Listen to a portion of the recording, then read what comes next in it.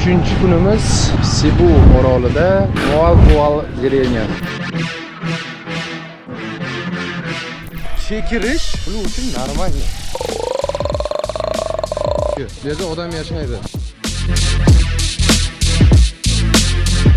Hayot go'zal, yashayapmiz. Dashi suvdagidan aloqaga chiqamiz.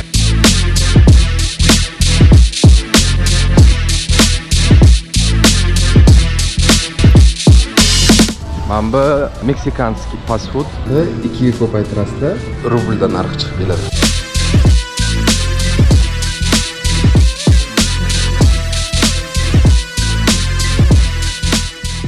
Assalomu alaykum. Men Arslonbek Almardonov. Preobrazovание kompaniyasi asoschisi. Kompaniyamiz 7 yildan beri musofir yurtdoshlarimizga Rossiya Federatsiyasida barcha kollej, universitetlarga kirishda yordam berib kelmoqda. Bizning studentlar hozirgi kunda Rossiya Federatsiyasida qonuniy ham o'qib, ham ishlab yurishibdi. Xullas, agar siz ham o'qishga kirmoqchi bo'lsangiz, bizning kompaniya sizga bunda chin ko'ngildan yordam berishga tayyormiz. Murojaat uchun raqamlar ekraningizda. Endi esa videoni ko'rishda davom etamiz. 3-kunimiz Cebu orolida Boal dеревня qishlog'ida. Atmosfera mana shunaqa. Короче, hozir biz ertalabdan zavtrak boramiz. Mana bu ko'chada biz turamiz. Bu ko'cha Движняк ko'cha hisoblanadi. Bu yerga borsanglar, dalshi plyajga tushasizlar. Kokteyl shayklar вообще tabiiy. Maza qildim. Bananovoy ichdim, mango banan ichdim, kokosvoy ichdim. Voy.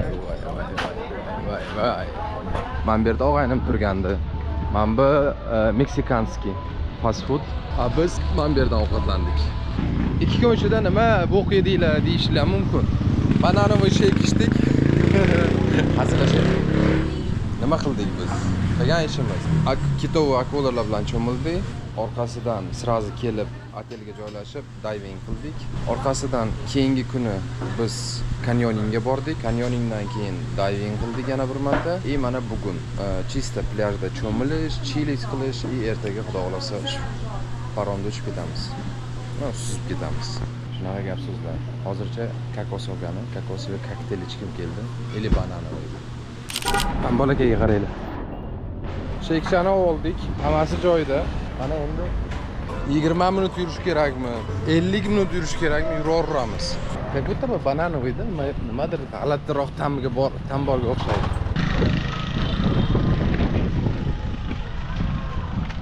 Oy, sizlarga men Filippinliklarni обычасын aytib bermadim. Что nima deydi? Нормально, что ненормально. Mana bunaqa hayotda yashashiga qaramasdan, ular mana bu sushilkasi ham shu yerda, hamma narsa, mushugi ham shu yerda, mana bu uyi. Bu yerda odam yashaydi. Mana shunaqa sharoitda yashashiga qaramasdan hamma qo'shiq aytib yuradi. Все нормально. Muammo yo'q. Muammo bo'lishi mumkin emas, chunki hayot go'zal, yashayapmiz. Chunki qo'shiq aytib yuribdi. Hammasi. Вот имеет значение. Magazinga kirasizlarmi, bargami, kafegami, massajni, вот uyda hamma qo'shiq aytadi. Men shuni sezdim. A что делать, блядь? O'lib ketish kerakmi bu hayotda? Harakat qilyapti, yashayapti, xudo xolasa zo'r bo'lsa zo'r ketadi. Bo'lmasa yashagani qoladi, qo'shiq aytgani qoladi. Ikkinchisi, chekirish bular uchun normal. Taksiga o'tirib ketaversanglar, ovqat yeb turgan paytingizda hamda qilib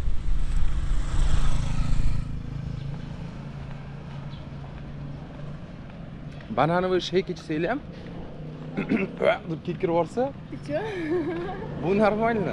Restoranda yoningdan shundan o'tib ketib, kekirib o'tib ketishi mumkin. Basharanglarni qiyshaytirib, bujmaydirib o'tirmaylar. Bular uchun bu normal hisoblanadi. Mana bunaqa mayda qishloqda ham ingliz tilida spokойно gaplashadi. O'zbekistondan это у них один из первых языков. Да. Bularning o'zining основной языgi bu ikkinchi язык hisoblanadi. Bularning birinchi языgi bu angliyskiy. Почти. Tursiz kelish, tur agentsiyasiz kelishi birinchi muammosi nimada deydigan bo'lsanglar, tilni bilishinglar kerak. Hozir O'zbekistonda hech qanaqa muammo yo'q til. Ingliz tili bo'yicha hamma почти yodlayapti, o'rganyapti. Kelsanglar, bazaviy angliyskiylar bo'lsa, tushunsanglar, tushuntirib bera olsanglar, spokойно gaplashasizlar. Вот и всё. Kelib, как O'zbekistonda yurganday, targovatsa qilib, bemalol, men bu şey 250 peso dedi. Bilin, men 250 peso bera olmayman dedim qilgandan keyin. Men bor yo'g'i 180 peso beraman desam 200 peso ber dedi. Men aytdim 200 pesom bor dedim. Berdim. Mana ahvol. Qaranglar, вообще yashaymiz. Qani endi sen menga aytchi, nima muammoing bor seni? Сравнение с nimi. Bular bilan taqqoslaganda. Muammo yo'q menimcha. Uy-joy but, hammasi yaxshi, boshpana bor, bola chaqa bor, ish bor. Nima gap? Hozir endi biz mana shu qishloq bo'ylab ketaveramiz.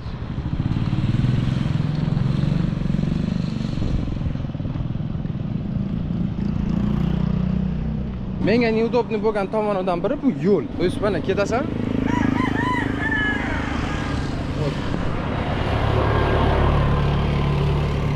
Mana katta mashinalar ham yo'qda trotuar.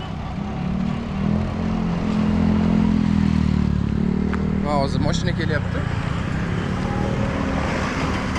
Sal chekkaga o'tasizlar, sig'masa signal chaladi, o'tib ketaveradi. O'rtadan yurib o'tib ketadi. Shunaqa yo'l tor, juda tor. Именно такие qishloq joylarda.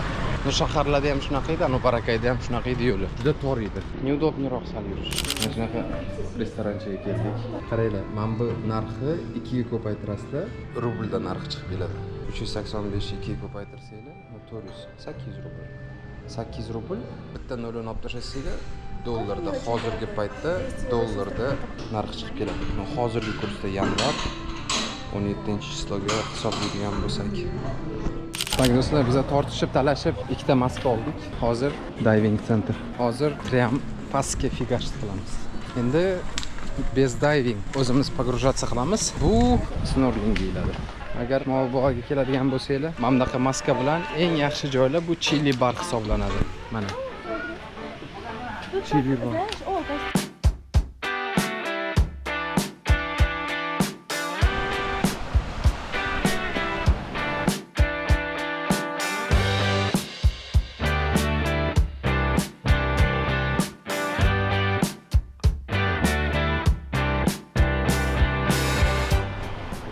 Sumka bilan bir muammoni yashasib olaylik. Dальше suvdagidan aloqaga chiqamiz.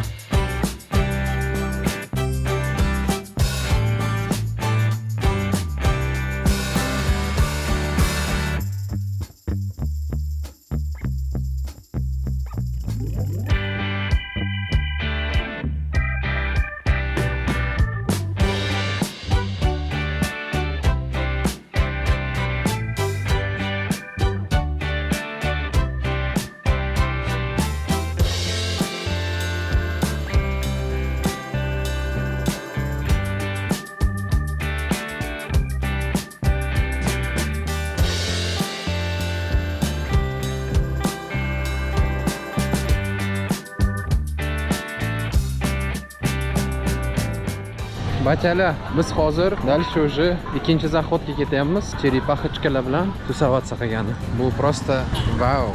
Perfect прям. Juda ko'p anglichanlar. Suv tagida ko'rishamiz.